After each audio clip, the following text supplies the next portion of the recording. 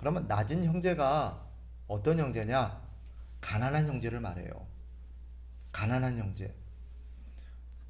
신분이 낮다는 의미도 있습니다. 그러나 여기서 말하는 것은 1차적으로 교회 안에 형제들 가운데 교회는 부유한 사람도 있지만 가난한 사람도 있습니다. 지금도 그렇듯 당시 교회에도 가난한 성도들이 참 많이 있었습니다. 왜 가난할까요? 당시 가난한 여러 가지 이유가 있겠지만 그들이 가난한 이유는 교회 안에 다녔던 많은 성도들 가운데 신분이 낮은, 즉 노예, 종 이런 사람들도 많이 있었기 때문에 이들은 갖고 있는 재산이 없었습니다. 또 가난한 어떤 서민들, 이런 사람들은 사회에서 여러 가지 돈을 많이 벌 수 있는 기회가 없었기 때문에 가난한 사람들이 많이 있었습니다. 그런데 바꿔 생각하면 가난하기 때문에 예수 믿게 되었는지도 모릅니다. 어쩌면 이들이 돈이 많고 부유한 사람들이었다면 예수님을 믿지 않았을 수도 있습니다. 그런데 그 가난함이, 그 배고픔이 하나님을 믿게 한 거예요.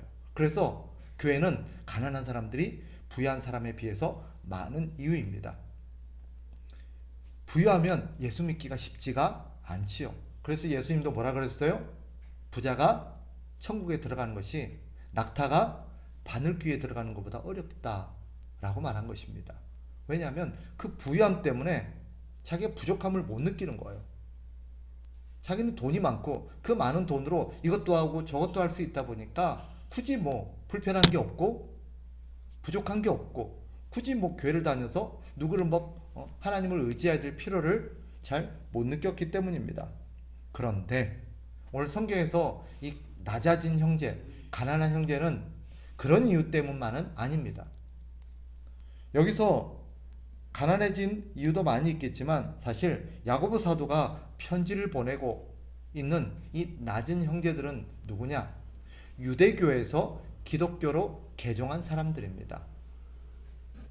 그들은 주님을 위해서 가난을 선택한 사람들입니다. 쉽게 말하면 이들도 유대교에 있을 때는 나름 이렇게 안정적이고 또 경제적으로 윤택하고 보장된 삶을 살 수 있었던 사람들입니다. 그런데 예수님을 믿고 교회를 선택하다 보니까 가난해질 수밖에 없었어요.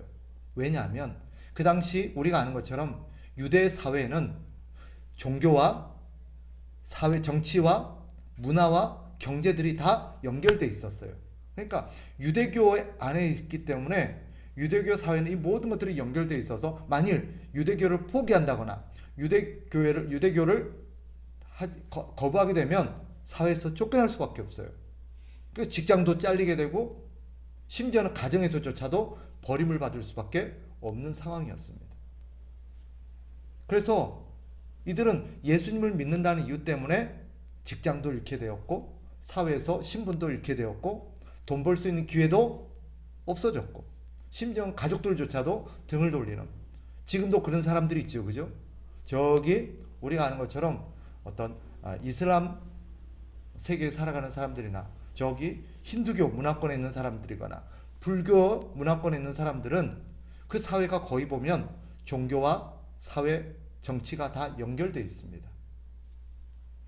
그러니까 이 사람들은 왜 가난해졌습니까? 예수님 때문에. 예수님을 믿기 위해서 의도적으로 자기가 가난을 선택한 사람들입니다. 부유하게 살 수도 있고 성공하며 살 수도 있었는데 예수님 때문에 그 모든 것들을 포기한 사람들이죠. 예수님을 위해서 가난을 선택한 사람들입니다. 성경에 대표적인 사람이 있죠. 누굴까요? 사도 바울입니다. 사도 바울은 잘 나가는 유대교 랍비였고 또 사내들인 공의 지도자였습니다. 그런데 그가 예수님을 선택하는 순간 그 사회에서 쫓겨났고, 그죠? 심지어 죽을 뻔했고 모든 것을 잃었습니다. 그러나 바울은 그럼에도 불구하고 예수님을 선택했습니다. 그리고 뭐라고 고백해요? 이 모든 것, 자기가 포기했던 모든 것들, 성공할 수 있었고, 그죠? 높은 자리에 올라갈 수도 있었고, 돈을 많이 벌 수도 있었던 이 모든 것들을 다 포기하면서 뭐라고 말해요? 이것들은 다 배설물 같은 거다라고 얘기했습니다. 그러니까 이런 본문에 나오는 낮아진 형제들, 이 낮은 형제들은 누구를 말하냐면 예수님을 위해서 스스로 가난을 선택한 사람들이에요. 지금도 이런 사람들이 있죠. 그죠? 부유하게 살 수 있는데 내가 마음만 먹으면 온갖 방법을 통해서 내가 돈을 더 많이 벌 수도 있고, 마음만 먹으면 내가 더 성공할 수도 있고, 마음만 먹으면 또 높은 자리에 올라갈 수 있는데 예수님 때문에 이런 것들을 포기한 거예요. 정직하게 살기 위해서, 바르게 살기 위해서, 하나님을 기쁘시게 하기 위해서. 예수 믿는 사람은 그러면 안 되기 때문에, 불의와 불법을 저지르면서까지 부자가 되어서는 안 된다는 생각 때문에 남들 다 하는데, 남들은 온갖 수단과 방법을 가리지 않고 돈을 많이 벌 수 있는 기회가 있으니까 막 그렇게 돈을 버는데, 예수 믿는 사람이 그렇게 살면 안 되지. 비록 돈을 많이 벌 수 있어도 예수 믿는 사람이 그래서까지 부자가 되면 안 되지 라는 생각 때문에 어떻게 한 거예요? 그 돈을 포기한 사람들이. 이 사회가 그렇죠. 부유해지려다 보니까, 높은 자리에 올라가다 보니까 반드시 누군가에게 어떤 손해를 끼쳐야 되기도 하고 누군가를 밟고 올라가야 되는 그런 사회의 어떤 조건들이 참 많이 있습니다. 이런 사람들을 성경이, 이 야고보 사도는 뭐라고 말하냐? 낮은 형제라고 말합니다. 낮은 형제. 이 낮은 형제는 그러니까 결론적으로 뭐요? 예수님을 위해서, 예수님을 믿기 위해서 스스로 가난을 선택하고 낮아진 사람들입니다. 세상 사람들이 볼 때는 보잘것없고 별 볼 일 없는 사람일 수 있지만 하나님 보시기에는 어떠했을까요? 그들은 존귀한 사람들이었습니다. 그래서 이 야고보 사도가 이 주를 위해서 가난을 선택한 이 낮은 형제들에게 뭐라고 말해요? 낮은 형제는 자기의 높음을 자랑해라 라고 말합니다. 여기서 자랑한다는 말이 뭐냐? 자부심을 갖는다는 거예요. 기뻐한다는 것입니다. 기뻐하는 거예요. 낮아졌는데 왜 기뻐해요? 내가 주를 위해서, 우리 하나님을 기쁘시게 하기 위해서, 우리 하나님 뜻대로 살기 위해서 내가 스스로 낮아지고 스스로 가난을 선택한 것. 이것을 어떻게 생각하라는 거예요? 기뻐해라. 자부심을 가져라. 왜요? 왜 이것이 우리가 자부심을 가져야 되는 겁니까? 그리고 이것을 성경은 뭐라고요? 높아진 거라고 그래요. 이게 무슨 말인 거 아냐면, 세상 사람들이 보기에는 보잘것없고 비참하고 낮아진 것 같지만 우리 하나님의 눈에는 어떤 사람들이에요? 존귀한 하나님의 자녀가 된 사람들이에요. 세상 사람들은 모르지만 하나님은 그들을 귀하게 여겨요. 그리고 그들을 하나님의 자녀라고 높여주세요. 너희는 하나님의 자녀야.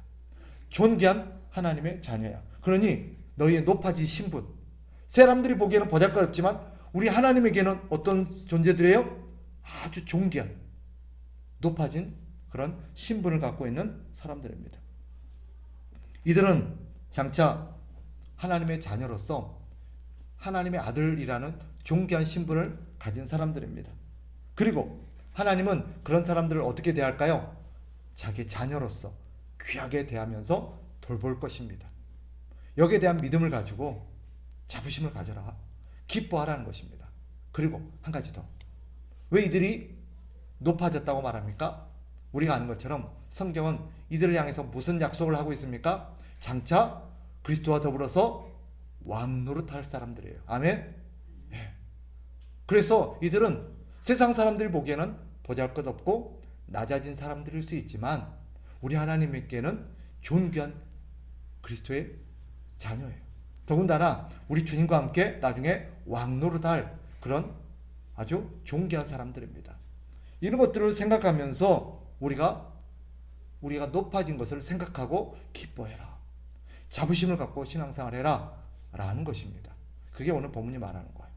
그러니까 결론적으로 말하면 가끔 그런 생각이 들 때가 있어요. 내가 주님을 위해서 어떤 걸 선택했을 때가 있죠. 그죠?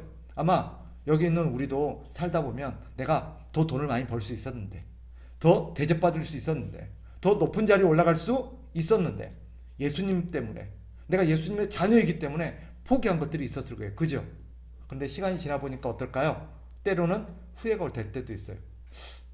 내가 그때 돈을 좀 더 벌 걸 그랬나? 내가 그때 좀 그래도 높은 자리에 올라갈 걸 그랬나? 내가 그때 그걸 선택했으면 지금 더 편하게 살 수 있었을 텐데 내가 괜히 그랬나? 이런 후회가 몰려올 때가 있을까요, 없을까요? 있단 말이에요. 있다고요. 그러니까 그럴 때가 되면 괜히 마음에 후회가 몰려오고, 내가 잘못 선택했나? 왜? 지금 내가 주님 때문에 선택했던 것들이 지금 나를 불편하게 하기도 해요. 지금 돈이 없고 몸도 이제 쇠해지고 가진 것도 없고, 그렇다고 장래가 보장된 것도 아니고, 이런 것들이 나에게 후회로 몰려오는 거예요. 나를 비참하게 만들 때가 있어요. 그러나 오늘 야고보 사도가 그런 시리에 빠진, 갑자기 낙심이 되고 내가 후회가 되고 실망되는 이런 형제들에게 지금 얘기하는 거예요. 너희가 높아짐을 기뻐해라.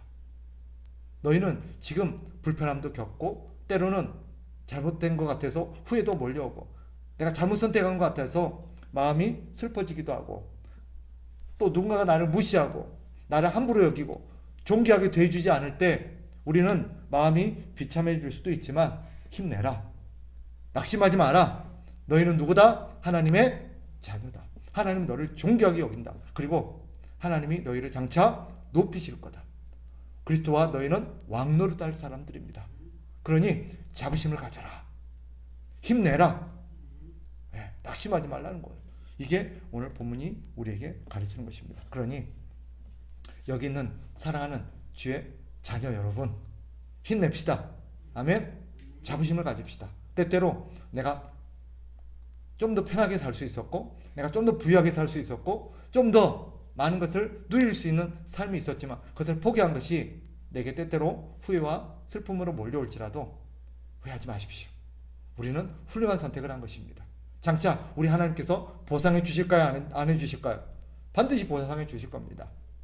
30배, 60배, 100배로 우리 주님께서 갚아주실 날이 올 겁니다. 그리고 우리가 얼마나 존귀한 그런 선택을 했는지 깨달을 날이 올 것입니다. 이 믿음을 가지고 후회하지 마시고 힘내시고 승리하는 저와 여러분 되시기를 주의 이름으로 축복합니다. 아멘.